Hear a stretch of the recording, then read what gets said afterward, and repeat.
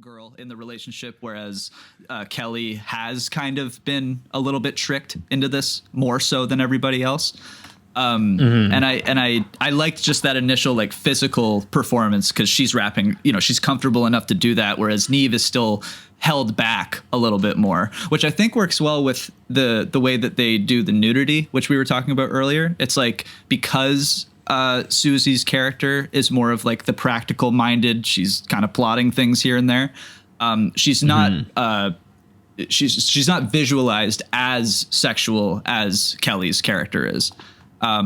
And because even in this threesome scene, like Denise is. Yeah, well, and also Nev Campbell apparently had like an airtight nudity clause. Yeah. Like she was sure she and Kevin Bacon were the only two that were like had very explicit nudity clauses, which is then very funny when you realize that Kevin Bacon absolutely is the only male actor who goes full hog in the film by accident. And he even I think he mentioned it. He said something like at first he didn't want it, but then he saw what it looked like in the film and everything else, and I think he accepted it and said, okay, that actually works really well with the movie. And he said a funny thing too, where he said the American press nonstop asked him about the penis scene, and when he went to Europe they didn't mention it whatsoever, which I just thought was a very funny little thing.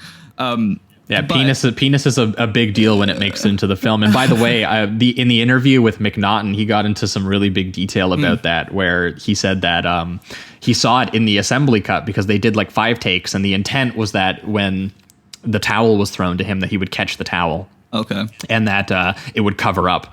And they said they did like 5 takes and only 1 take was his penis scene. And when he went to the assembly cut, the film's editor, a woman named Alana Magani, she put in the take where you could see his penis. and McNaughton literally was like, what are you doing? We can't. He has a no nudity clause. We can't use that take. And apparently the editor was like, it's not fair. We want to see something too. And that was when McNaughton called up Kevin and said, look, can the ladies see your it looks dong? Pretty good. It looks great. Yeah. Bro. Like we promised. Yeah. It looks fluffed. You look ready to go a little bit. It's fine. Just it's fine.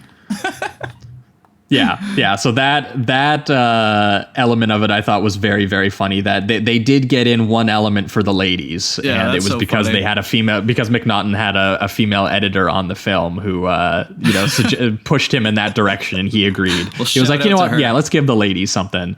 That's so funny. And also, I read too that during this threesome sequence, that both Denise Richards and Nev Campbell in separate interviews have basically confirmed that they were all super uncomfortable about it. And they just, as friends, all just shotgunned tequila, basically.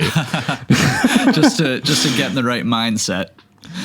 Yeah, and they all apparently had a blast and had a great time once they actually got underway. But yeah, they were all just like nervous. And apparently it wasn't like they were nervous about themselves. They were basically just like nervous about the other people. They weren't sure, right. They weren't like, they didn't know everyone as well as they could have. And Denise Richards was like, yeah, Matt Dillon was more like nervous than I was. I was like, yeah, whatever. Dylan. I mean, yeah, that's quite the position to be in. Yes. But I do think that it works well with like the innocence of Neve, whether that was just something she wanted prior to the film or anything. It ends up working with the movie itself just because of what her character is revealed to be later on. Mm-hmm. Well, and to be the more dominant and in control character, which Absolutely. We'll get to when we get there, too. Absolutely. Like definitely the whole point of nudity is to reveal that kind of vulnerability aspect. And I think that she does maintain a level of control. Right. Exactly. Early on that you're not aware of. Just she is through the way that she playing it as like kind of weak at a certain point. Like eventually she starts to fake like breaking down and being like, I don't know if I can handle this and all of that. Yeah. And it turns into this kind of like steamy scene with Denise and Neve, but it still feels, especially looking back on it once you've seen the whole film, that Susie is very much in control of all of those moments. Well, and I like too that, you know, the way that she just, even in sequences like the threesome sequence when they are, you know, it's really skeezy where you have Dylan like pushing their heads together being like, now you guys kiss. Yeah. Yeah. And he's like, guidance counselors get to find out all sorts of interesting things. Yeah, and you're like, he even takes off Denise's underwear and then puts it in his pocket, which is so like, and it's during the sex, so it's just such a weird thing to do. And the big close up on him like lifting up her skirt and everything that as he's doing it. Nev taking the bottle of champagne and pouring it all over Denise. Richards's breasts. Oh yeah. God bless. Like just the sleaziest possible threesome sequence that is also meant to be a plot reveal. Yes. Where the protagonists of the film are a high school guidance counselor who is fucking his 2 high school students and stealing their parents' money. Oh man. Like it's so over the top sleazy. You can't help but just be a little bit impressed by it, even if you are, you know, I'm sure there were people who were put off by how exploitative it was or whatever at the time. Yeah. But I just can't help but be impressed that that's very clearly the goal. Yes. Is to be, you know, upsetting and kind of provocative in that way, but also very, you know, still gorgeously shot. And then like eventually all these people are just revealed to be like the worst, even worse than you initially think of them. They just get worse and worse and worse. Oh, so yeah. all of the sleaze ends up just really working well instead of feeling totally off-putting.